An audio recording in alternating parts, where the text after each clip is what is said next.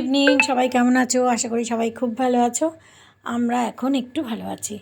এর ওই শরীর খারাপ হয়েছিল, এখন বেটার আছে একটু। তো এখন সন্ধেবেলা চা বানিয়ে নিয়েছি, চায়ের সঙ্গে একটু বিস্কুটও নিয়ে নিলাম। এবারে বিস্কুটের প্যাকেটে অনেকগুলো বিস্কুট ভাঙা, কিন্তু কিছু করার নেই। কিছু করার নেই। চা খেতে খেতেই ভাবছিলাম যে রাত্রের জন্য কিছু একটা করতে তো হবে, তো কিছুটা কাজ এগিয়ে রাখি। তো ফুলকপি আলুটা সকালেই কেটে রেখেছিলাম, সকালে বলতে ওই দুপুরবেলার দিকে কেটে রেখেছিলাম, যে কাটা থাকলে সবজিটা বসাতে তাড়াতাড়ি সুবিধা হবে। তো এও আজকাল একটুখানি খেয়াল করছে না, তো আমি ফুলকপি আর আলু না এই এয়ার ফ্রায়ারেই ভেজে নিচ্ছি। তাহলে কি হয়, একটুখানি অল্প একটুখানি তেলেই ভাজা,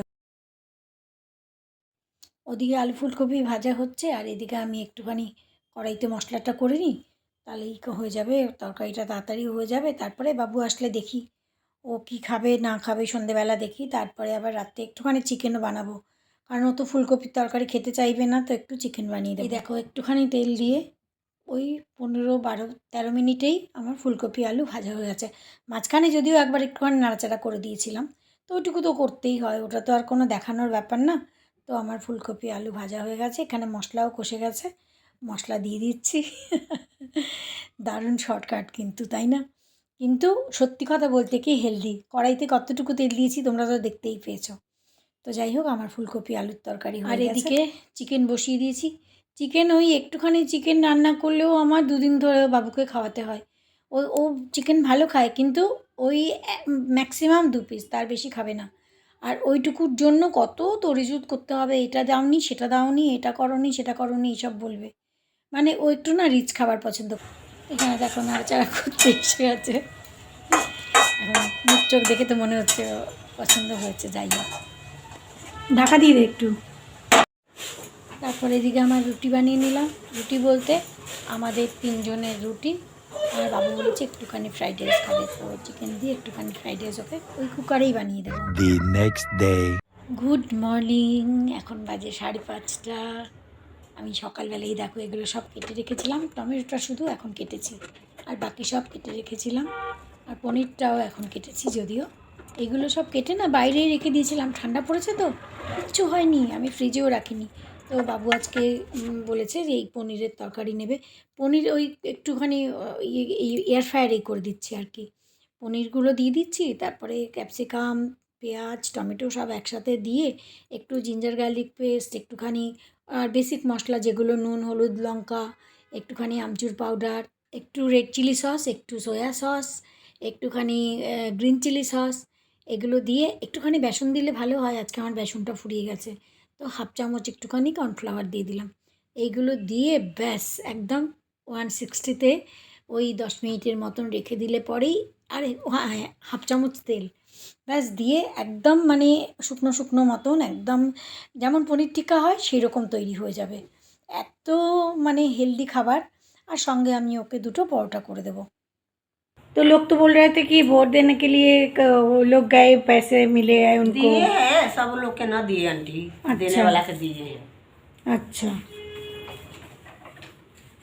जिसको गांव में है। আমার এই মেয়েটা 10-12 দিন বাদে ফিরলো। ওরা ভোট দিতে গেছিলো বলেছিলাম না, ওই বিহারে ভোট দিতে গেছিলো।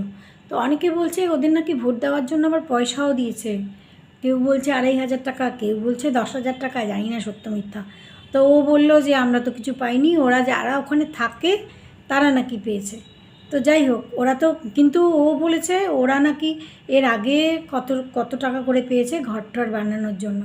যাই হোক, সরকার দিয়েছে তো ভালো কথা, খুব ভালো কথা। আর ভোটটা যেতে পারলে পরে ওদের একটু সুবিধা হয়, ওই জন্য ভোট দিতে গেছে আর কি। তো ওই কদিন ছিল না, বুঝতে পেরেছি যে ওরা আমাদের কতটা হেল্প করে, ওরা আমাদের কতটা সাহায্য করে। যখন ওই যে বলে না দাঁত থাকতে দাঁতের মর্ম বোঝা যায় না, একদম সত্যি কথা। মানে এসছে পরে এই কালকেই এসছে আর কি, মানে পরশু রাত্রে এসছে, কালকে থেকে কাজে এসছে। তো এখন বুঝতে পারছি যে কতটা আমাদের ওরা হেল্প করে। তো যাই হোক, এই কাজ করে যাক, তারপরে আমরা আমাদের ব্রেকফাস্ট করব। ও কাজ করে গেল ওমা, তারপরেই দেখি আশিস আর টুসি, আশিস মানে আমার বড় ভাই, আর টুসি এসে হাজির। তো আমাদের তো রুটিই করার ছিল। তারপরে ওরা আসলো পরে, আমার তো রাত্রিবেলা ওই ফুলকপির তরকারি আর কেউ খায়নি। তো ওই যে চিকেন বানিয়েছিলাম, চিকেন আর ফ্রাইড রাইস খেয়েছে। এ যদিও রুটি খেয়েছে, বাবু ফ্রাইড রাইস খেয়েছিল। তো এবার ওই তরকারিটা তো ছিলই, ভাগ্যিস ছিল। তো ওদের পরোটা করে দিলাম, পরোটা দিয়ে ওই তরকারি দিয়ে খেয়ে গেল। তো ওদের তো ভালোই লেগেছে, ওদের বললাম যে দেখ এয়ার ফ্রায়ারে বানানো। ওরা তো ভালোই খেয়েছে পরোটা দিয়ে তরকারি দিয়ে। তারপরে একটু চাও বানিয়েছি, চাটার মধ্যে একটুখানি আদা দিয়ে, দুধ দিয়ে আদা দিয়ে চা দিয়ে বানিয়েছি। একটু ঠান্ডা ঠান্ডা পড়েছে তো তো আদা চা খেতে তো ভালোই লাগছে। ওদের দিয়ে তারপর আমিও খেলাম। অনেক দিন পর, আর ওরা অনেকক্ষণ ছিল সেদিনকে, প্রায় 2টো বেজে গেছে, তারপরে ওরা গেল। তো আমিও ওদের সঙ্গে খেয়ে নিলাম। আর একটুখানি চাটার সঙ্গে, চাটা দারুণ হয়েছিল, আদা চা। আর ওই দেখো উনি কেমন করে বসে আছে। ভালো কাটলো সকালটা আজকে, বলো?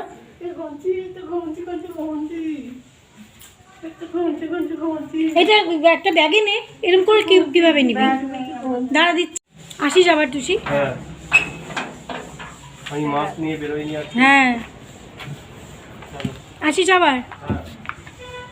ওরা বেরিয়ে গেল, তারপরে আবার দুপুরের কাজকর্ম করে ঠোরে, এর 2টো ক্লাস ছিল, আমার একটা ক্লাস ছিল।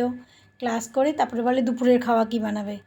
তারপরে একটুখানি খিচুড়ি বানিয়ে নিলাম আমরা দুজনে, একদম অল্প একটুখানি, মানে না থেকে যায় আবার, থাকলে পরেই বড় অশান্তি। তো খিচুড়ি, বেগুন ভাজা আর পাঁপড় পুড়িয়ে নিয়েছিলাম, এই আমরা দুজনে মিলে খেলাম। তো একদম গরম গরম খেতে খারাপ তো লাগে না, যে কোনো জিনিসই গরম গরম খেতে তো খুব ভালোই লাগে। তো এই মানে অনেক দিন পর, মানে সকালটা একটা দারুণ সময়টা কাটলো আজকেই, মানে খুব ভালো সময় কাটলো। অনেক গল্প, অনেক সেই ছোটোবেলার কথা, কলকাতার কথা, এটা ওটা সেটা বিভিন্ন রকমের কথা। তো যাই হোক, মানে সবাই একসঙ্গে হওয়ার তো এটাই একটা আনন্দ, যে একটু সবসময় একটু আনন্দ এক জায়গায় হলে পরেই বিভিন্ন রকমের কথাবার্তা, মনটা ভালো হয়ে যায় আর কি। তো যাই হোক, আজকের ব্লগ এখানেই শেষ করি, আবার নেক্সট ব্লগে দেখা হবে। ততক্ষণ পর্যন্ত তোমরা খুব ভালো থেকো। আর এই দেখো কত আদর, কত আদর, দেখো আদরে একদম গলে যাচ্ছেন উনি, দেখো দেখো দেখো। তো চলো, আবার নেক্সট ব্লগে দেখা হচ্ছে। Bye bye.